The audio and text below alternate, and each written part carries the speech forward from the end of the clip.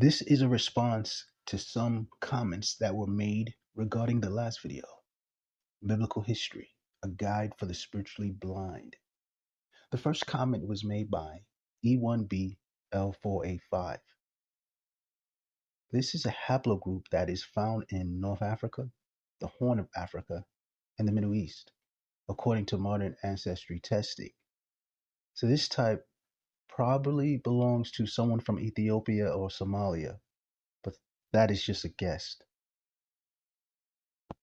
The first comment was African Americans with EM2 have totally different ancestors than Q and R1B, Native Americans. First of all, we would like to say thanks for the comment. We never shy away from controversy, and you do understand we are challenging the use of genetic testing to define where modern populations like Black Americans and Native Americans ultimately come from, especially when it's concerning the biblical history. We find many discrepancies and errors in modern genetics. When we read the Near Eastern records like the Bible, and we use archaeology and anthropology and written and oral history, and we compare them with genetic testings, there is a stark contrast. This platform allows us to provide our evidence or receipts. We're not hiding or running away from this topic. We want to bring everything to light. And the second comment was by SR Mike F6E. But both are connected by the same mutation in the haplogroup. And the answer to that statement is one of the main problems is many people believe that genetic data cancels out all other evidence. We are going to show how they are misinformed. Also, E1BL4A5 made one last comment. It was a question. Could you clarify and give some sources? And do you guys support the 12 tribes chart? I think that's a very good question. And this is my answer. The 12 tribe chart, in my opinion, my humble opinion, it's not completely about ethnic background. It's about prophecies based on Genesis chapter 49, where Jacob blesses his sons and tell them what shall befall them in their latter days or the last days. I think it's an idea. It's about divine providence, the concept of the Most High's active care, guidance, and benevolent intervention in the universe and human affairs. I think it's a declaration that the Most High exists. If you or I agree with the chart, I don't think that's really important. It's an idea, I believe. It's the belief that the Most High actually shapes history. That's what is really important, I believe. In this infinite universe, we have value. In this statement in the book of Luke, chapter 12, verse 7, I believe this backs up this very idea concept of divine providence. But even the very hairs of your head are all numbered. Fear not, therefore, ye are of more value than many sparrows. I believe we have value in the eyes of the Most High. And I think that's what the chart or any chart is ultimately about.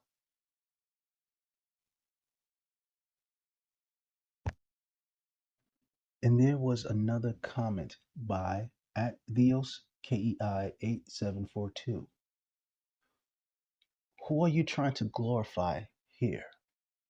Choose whom you will serve. That is a very important question or statement, and maybe this video will answer your question. In the book of Genesis, chapter 11, verse 1 and 2. And the whole earth was of one language and of one speech. And it came to pass, as they journeyed from the east, they found a plain in the land of Shinar, and they dwelt there. Based on the narrative in Genesis chapter 11, verse 1 and 2, the assumption presented in the text is that humanity was still unified, both linguistically and likely geographically, after the flood. Based on Genesis chapter 11, 1 and 2, it seems reasonable within the logic of the text to assume there was only one culture at that point in time. One unified language equals shared culture. It's implied. In the ancient world, language and culture were tightly linked. If people spoke the same language and lived together, they usually shared religious practices, customs, and social structures. Human populations around the world do share certain symbols. Modern genetic science, especially studies of haplogroups, they show that humanity lived in distinct population groups, and they lived in geographically and genetically isolated groups for tens of thousands of years. This view can seem very different from the biblical narrative of a single, unified, early culture. In 1 Timothy chapter 6, verse 20, Paul warns Timothy to avoid certain kinds of knowledge that oppose the faith. O Timothy, keep that which is committed to thy trust. Avoid profane and vain babblings, and oppositions of science falsely so called. Paul is not attacking legitimate inquiry or observation, but rather false knowledge that claim to be the truth, but actually leads people away from the gospel. Examples of potentially falsely called science from this perspective would be naturalistic evolution that denies design or the Most High's role in creation, materialistic philosophy that reduces humans to biology only, speculative cosmology that insists the universe had no beginning or cause, archaeological or genetic interpretations that contradict biblical history, when assumptions, not facts, drive the conclusions.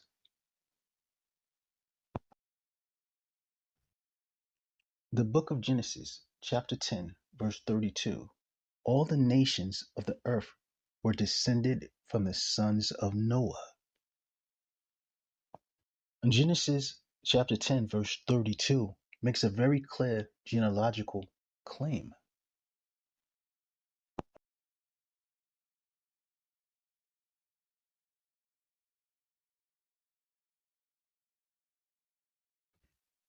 All human nations, as known to ancient Israel, descend from Noah's three sons. These descendants spread out geographically and became distinct peoples.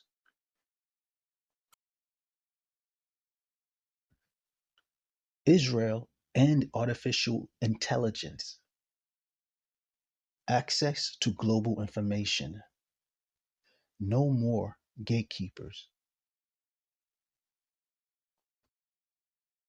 AI artificial intelligence changes the game. With access to AI tools like chat or Grok, people no longer have to rely on gatekeepers in academia, institutional biases in media or science, selective religious interpretation from authority figures, barriers to language, literacy, or education. Now, anyone with a phone or computer can explore ancient texts in original languages, compare theological, historical, and scientific viewpoints, cross check claims, and interpret data, ask hard questions, and actually get answers. That levels the playing field.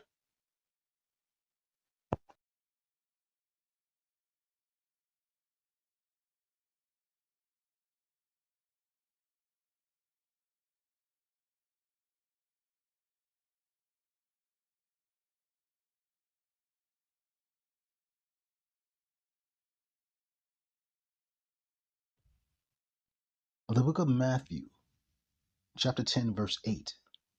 Freely ye have received, freely give. Jesus, a transliteration of the Hebrew name Joshua, and Joshua means he saves. Jesus is a Greek transliteration of the word Joshua. In the Hebrew, it's pronounced Yahushai.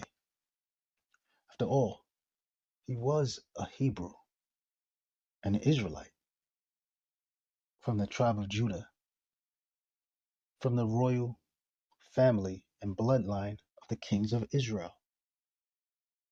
Jesus, Yahushai, sent out his disciples with power, but also with a command not to hoard what they've been given. If you've been given understanding, insight, or truth, you're meant to pass it on, not for profit, not to control others, but to build up, to heal, and to set people free. The book of Proverbs, chapter 11, verse 25. The liberal soul shall be made fat, and he that watereth shall be watered also himself. As they traveled from the east,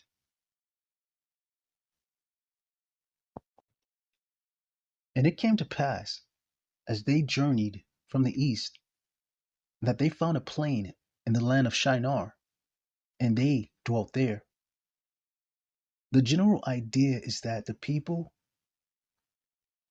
were on the move, migrating from somewhere to the east of Shinar. Possibly they came from the mountainous regions near Ararat, where Noah's Ark rested. They wanted to leave higher ground, the mountain regions, and they settled in a flat, low-lying area, the plain of Shinar, in present-day Iraq today.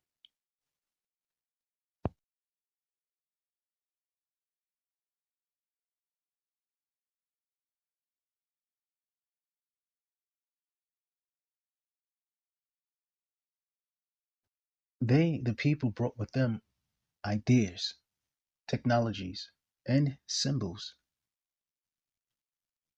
As people migrated, they didn't leave their belief systems behind, or their symbols, or their spiritual frameworks. Spirals are often found in early highland mountain cultures. The mountain regions of the Near East was cradle zones of agriculture and early symbolic religion. The year 2009, the Norwegian spiral anomaly. The 2009 Norwegian spiral anomaly was a strange and striking event. A huge glowing, spiraling light pattern that appeared in the night sky over northern Norway on December 9th, 2009. It looked like a massive blue spiral with a bright center and a twisting tail. Naturally, it sparked worldwide interest, conspiracy theories, and comparisons to ancient symbols. The 2009 Norwegian spiral anomaly was a strange and striking event. A huge glowing, spiraling light pattern that appeared in the night sky over northern Norway on December 9th, 2009. It looked like a massive blue spiral with a bright center and a twisting tail. Naturally, it sparked worldwide interest, conspiracy theories, and comparisons to ancient symbols.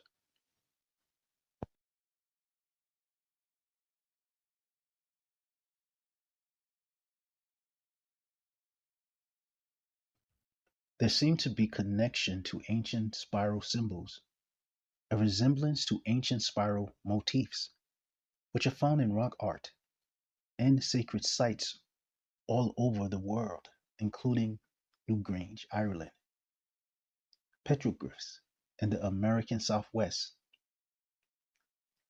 Nazca lines in Peru, Maori carvings in New Zealand, Celtic Minoans, and Hindu spiritual art.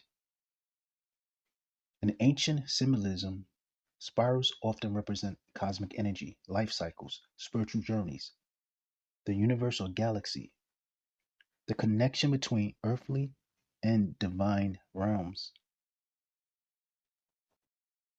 Because of this, many people link the 2009 spiral with ideas of portals, UFOs, or spiritual messages, especially given how dramatic and otherworldly it looked. While the spiral has many different meanings across cultures, the idea that it symbolizes man's rebellion against the Most High is something that is often overlooked. The Universal Center for Renovation presents historical and biblical Israelites. This video is strictly for educational purposes and commentary. This video is a biblical and secular historical literature, so enjoy.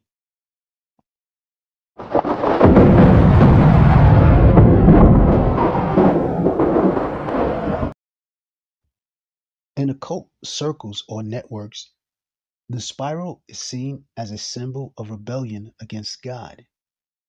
Other meanings are self-directed ascension or seeking divine knowledge outside of God's will, a departure from divine order into chaos or hubris, to rise above one's station, to be as gods, or Tower of Babel like ambition, trying to reach the heavens without God's blessing. In some esoteric traditions, the spiral can represent that quest for hidden wisdom, a path that diverges from divine truth and leads instead to pride, rebellion, or destruction.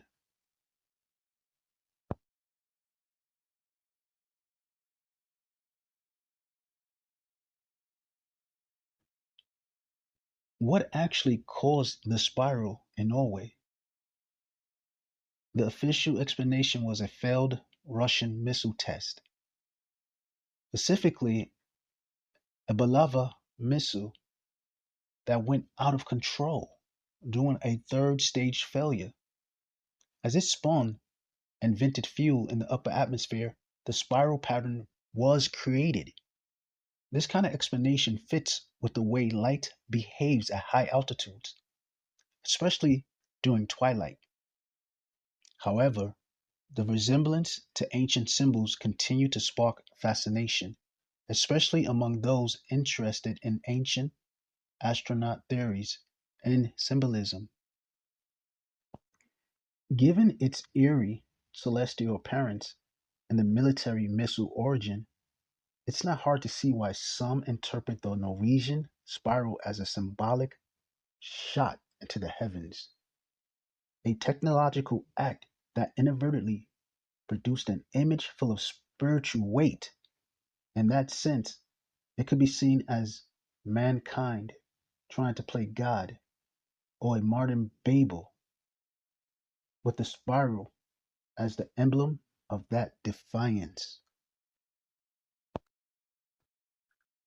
According to the Wikipedia entry for the 2009 Norwegian spiral anomaly, the event occurred on December 9th, 2009, appearing in the night sky over northern Norway and Sweden. It featured a blue beam of light with a grayish spiral emanating from one end. It was visible across all of northern Norway, lasting approximately 10 minutes. The phenomena sparked widespread initial speculation, including ideas ranging from a new form of the Northern Lights, UFOs, wormholes, or even a connection to the Large Hadron Collider.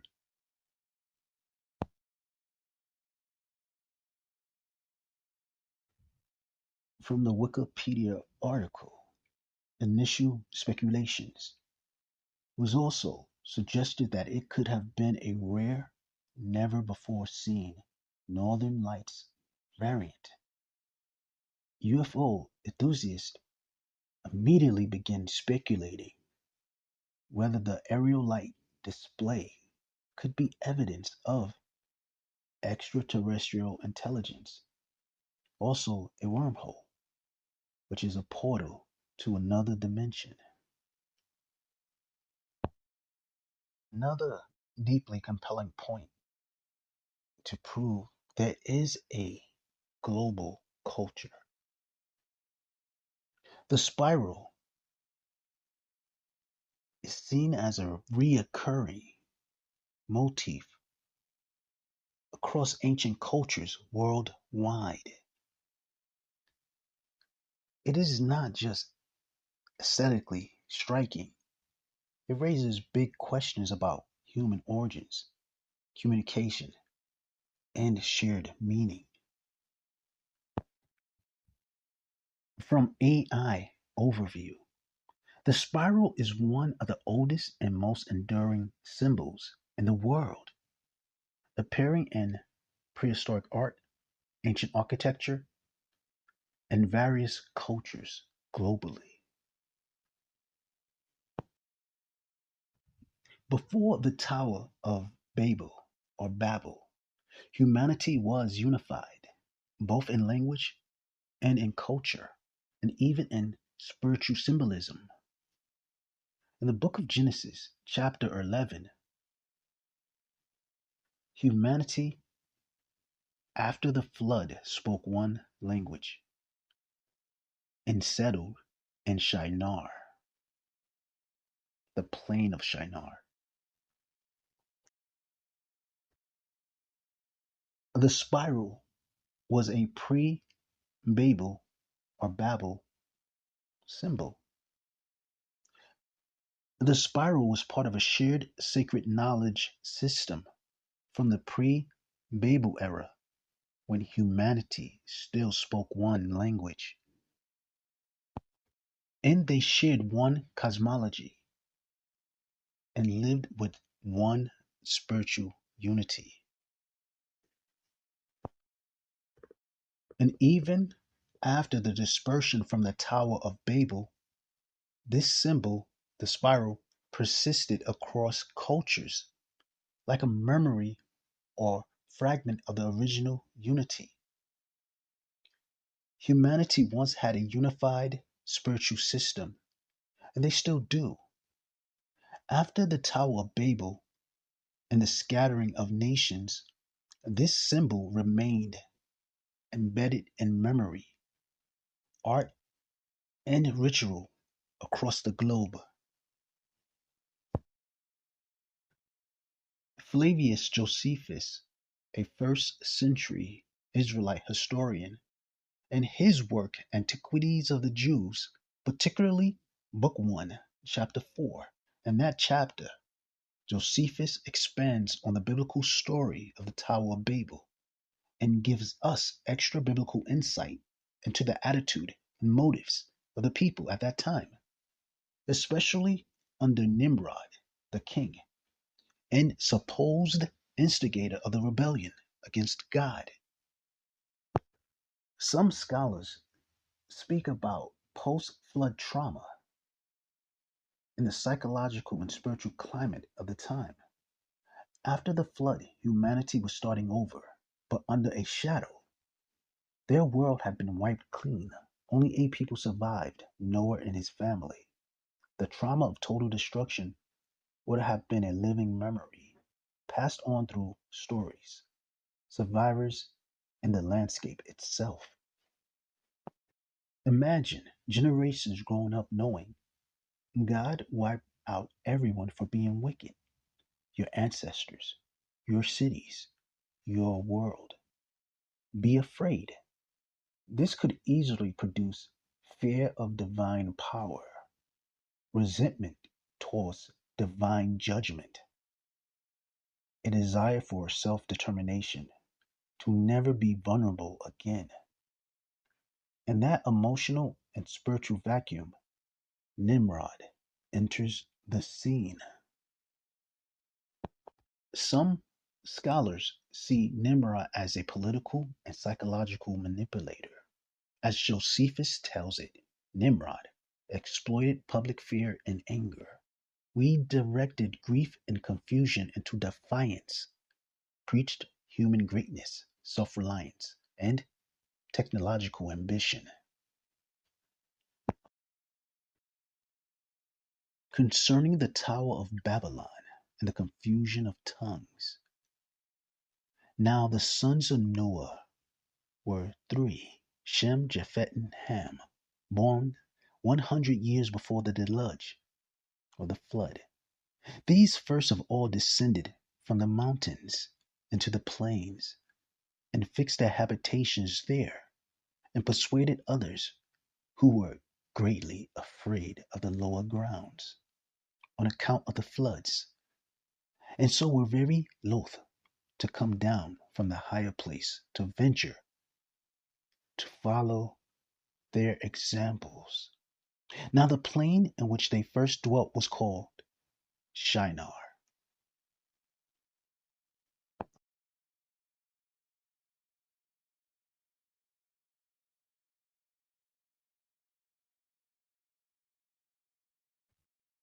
Nimrod leads people to trust in man over God, creating a kingdom of tyranny.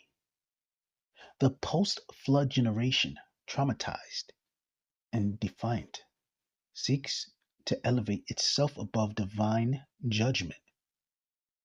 A spiral as a symbol of ascent, self-made elevation, and cosmic defiance represents this world view. Remembering divine judgment, yet choosing resistance over repentance. Nimrod, his message might have sounded like this: why should we fear a God who destroyed us? Let us rise. Let us build. Let us become gods ourselves. We will never be washed away again. He didn't just build a city and a tower. He built a narrative. Now it was Nimrod who excited them to such an affront and contempt of God. He was the grandson of Ham, the son of Noah, a bold man and of great strength of hand. He persuaded them not to ascribe it to God as if it was through his means they were happy, but to believe that it was their own courage which procured that happiness. He also gradually changed the government into tyranny, seeing no other way of turning men from the fear of God, but to bring them into a constant dependence upon his power. He also said he would be revenged on God if he should have a mind to drown the world again, for that he would build a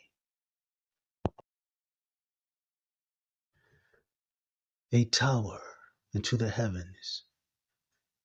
There exists an ancient thread that connects biblical rebellion with modern techno-utopianism, transhumanism, and the spiritual symbolism of human self-exaltation, all of which are echoed in the legacy of Nimrod.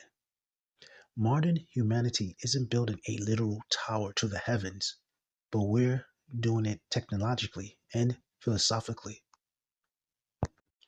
AI and quantum computing, building a machine mind that can know all things. Space colonization, humanity's new Babel, reaching into the heavens. Genetic engineering, CRISPR, redesigning life at the blueprint level. Transhumanism, blending man and machine, seeking to escape death.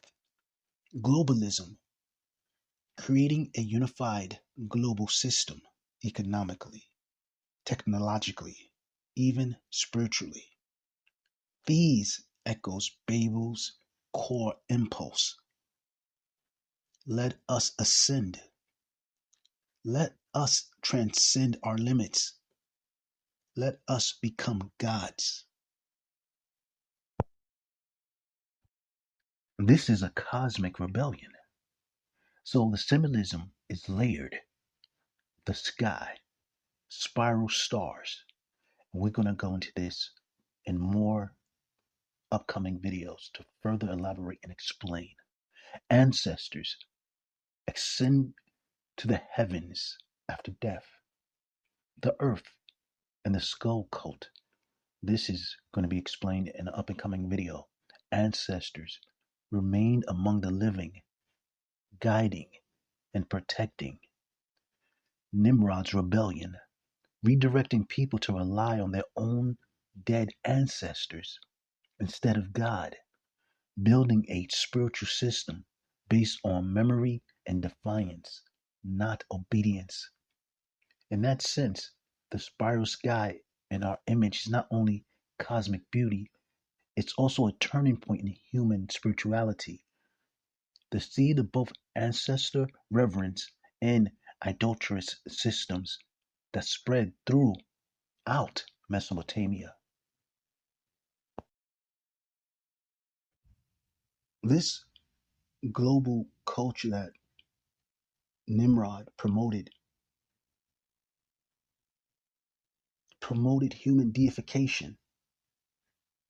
From a spiritual standpoint, modern culture often promotes this also. Self as God.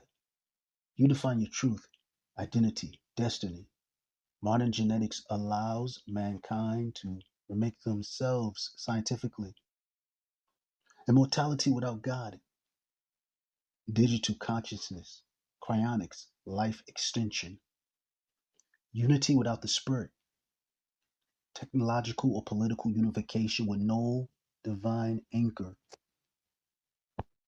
This is Nimrod's spirit in modern form, rebuilding the Tower of Babel, but this time with data centers, neural links, with DNA manipulation, defying mortality not through repentance or resurrection, but through synthetic transcendence. The world's religions, mythologies, and cultures are not independent inventions, but fragments of a shared ancient origin, a pre-Babel or pre-Tower of Babel civilization. Many sacred symbols appear across unrelated civilizations that are separated by oceans and centuries. These aren't just similar, They're often structurally identical, implying a shared origin. These suggest the same kind of worship inherited from a common origin, then altered over time. This indicates a global body of knowledge, possibly lost or suppressed, but once shared. The Tower of Babel story is no longer just theology. It becomes a historical key to understanding why world cultures are fragmented echoes of a once unified system. If we can synchronize the symbols, decode the rituals, and align the myths, then we may rediscover the true historical spiritual tradition, the one from before the Tower of Babel. There are just, or there are literally just two cultures in the world, the Hebrew culture and the culture of the nations. Two cultures, a biblical division of humanity. The Hebrew culture, set apart or holy. Origin begins with Abraham, called out of Ur to serve the Most High, Yahweh, and walk in covenant.